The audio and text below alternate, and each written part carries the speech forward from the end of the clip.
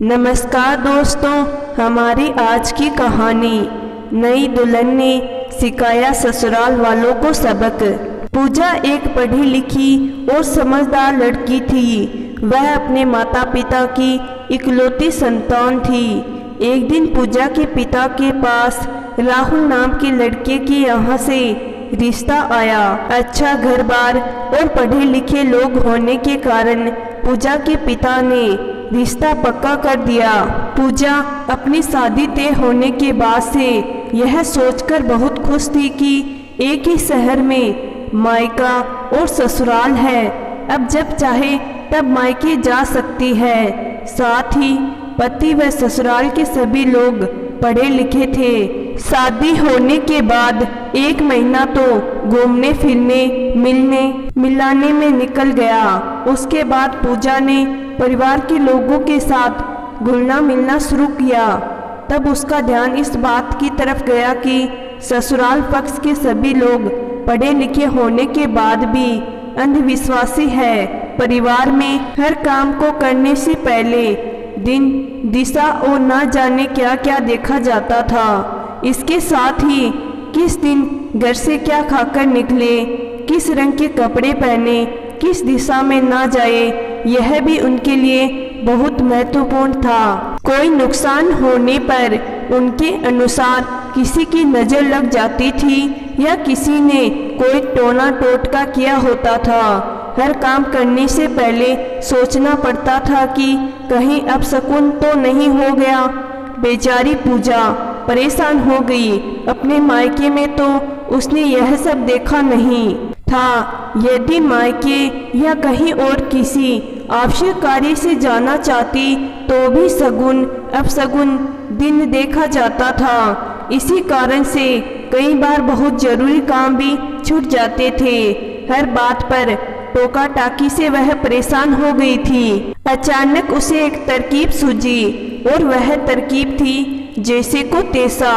अगले दिन सुबह उठते ही उसने सासू माँ से कहा कि मैंने आज बहुत बुरा सपना देखा है, इसलिए मैं मंदिर जा रही हूँ और उनके बाहर बैठने वाले बाबा से सपने के विषय में पूछूंगी। सासू माँ ने खुशी से अनुमति दे दी। मंदिर जाकर पूजा करने के बाद उसने एक बड़ा सा ताबीज खरीद लिया और अपनी बाह पर बांधकर वह घर में घुसी। सासू माँ प्रसन्न हो गई कि बहू भी अब इन सब बातों को मानने लगी है। पूजा को मालूम था कि शाम को अपने पति राहुल के साथ उसे उनके किसी मित्र के विवाह समारोह में जाना है। पूजा पति के साथ सज धज कर विवाह समारोह में पहुंची। तब राहुल का ध्यान गया कि उसके मित्र पूजा की बाह पर बंधे ताबीज को अजीब सी निगाह से देख रहे हैं। तब राहुल को बुरा लगा कि उसकी पत्नी को अंधविश्वासी और गंवार समझा जा रहा है। घर लौटकर उसने पूजा से ताबीज खोलने को कहा तो सासू माँ विरोध करने लगी। पूजा को समझ आ गया था कि उसे क्या करना है।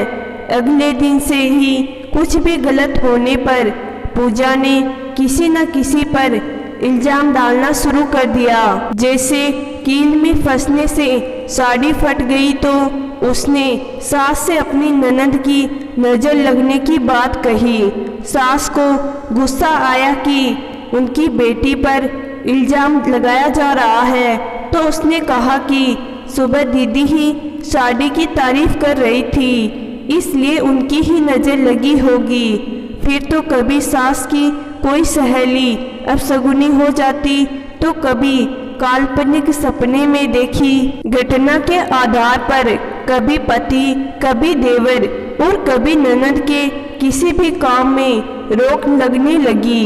मेहमानों के आने पर पूजा किसी अपशकुन को दूर करने के बहाने पूजा करने बैठ जाती और सास व ननद को काम करना पड़ता।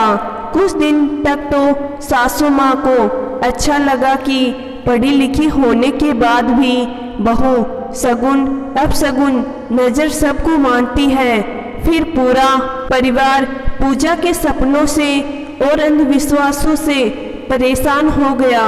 किसी न किसी बहाने वह बाबा को पैसे देने के बहाने पति से पैसे मांगती रहती थी।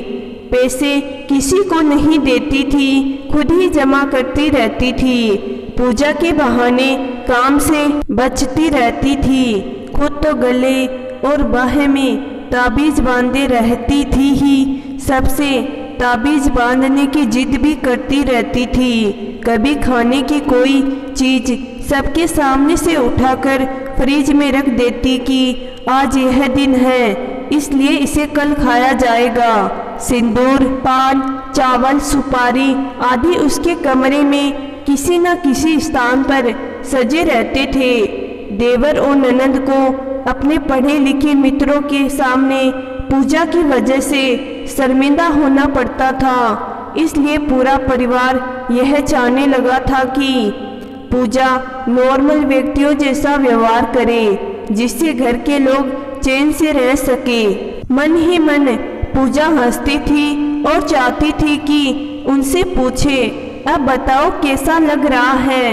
एक दिन वह पूरे परिवार के सामने बोली कि मुझे परिवार पर आने वाली विपत्ति को रोकने के लिए बाबा को अपना सोने का हार और 1 लाख कैश देना है। तब राहुल बुरी तरह से झुंझलाकर बोला, पता नहीं किस जाहिल और पागल औरत से पाला पड़ा है जो पूरा घर लुटाकर मानेगी।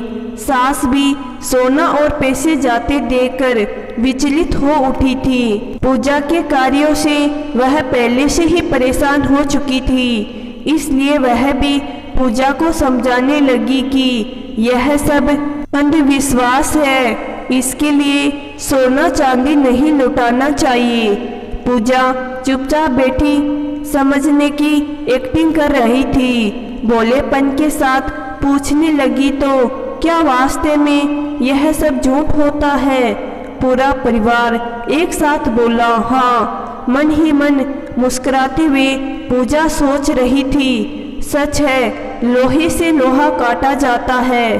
पूजा के ससुराल वालों को पता चल गया था कि यह सब अंधविश्वास होता है। सभी अपने किए पर शर्मिंदा हो रहे थे। तो दोस्तों, मैं आशा करती हूँ कि आज की कहानी आपको जरूर पसंद आई होगी। कहानी पसंद आई है तो कहानी को लाइक और चैनल को जरूर सब्सक्राइब करिएगा। धन्यवाद।